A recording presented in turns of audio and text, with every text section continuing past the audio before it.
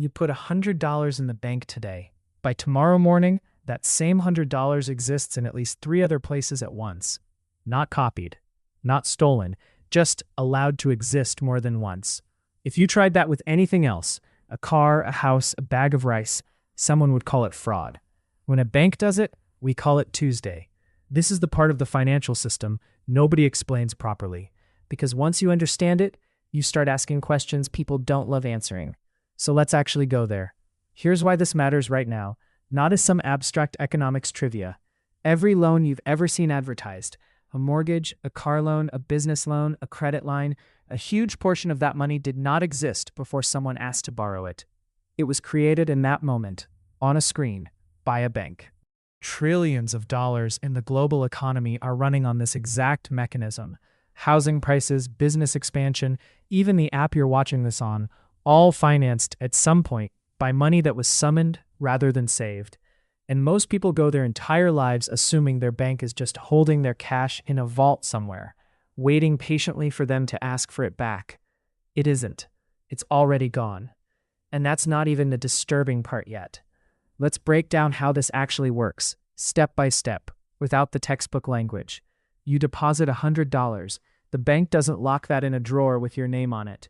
Regulation allows the bank to keep only a small fraction of it on hand, historically around 10%, though the exact rules have shifted over the years. The rest, the other $90, gets lent out to someone else. That bank now holds $90 of deposits, and it does the exact same thing, keeps a small slice, lends out the rest. Say around $81 this time.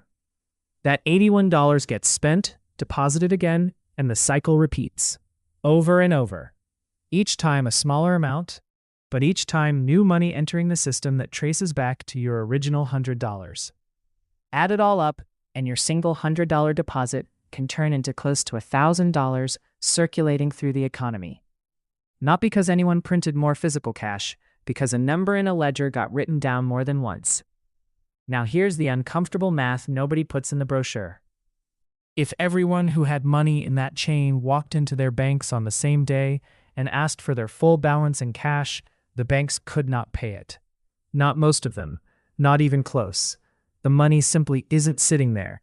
It's been lent, relent, and lent again, existing simultaneously as your balance, someone else's balance, and a third person's balance, all backed by the same small reserve. This isn't a flaw that slipped through the cracks. It's the design.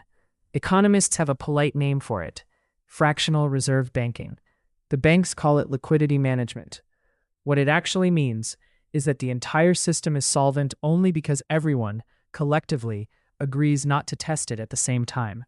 The moment that agreement breaks, even briefly, even based on a rumor, you get a bank run. And history has shown, more than once, that a bank run doesn't need to be based on truth. It just needs enough people to believe it fast enough. So let's talk about the gap between the story we're sold and the reality underneath it. The hype version says your money is safe, sitting in a secure account, protected and available whenever you need it. The word deposit itself implies something is being stored, held, kept.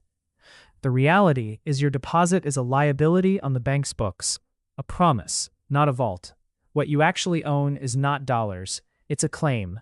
A very good claim, usually honored without issue, backed by deposit insurance.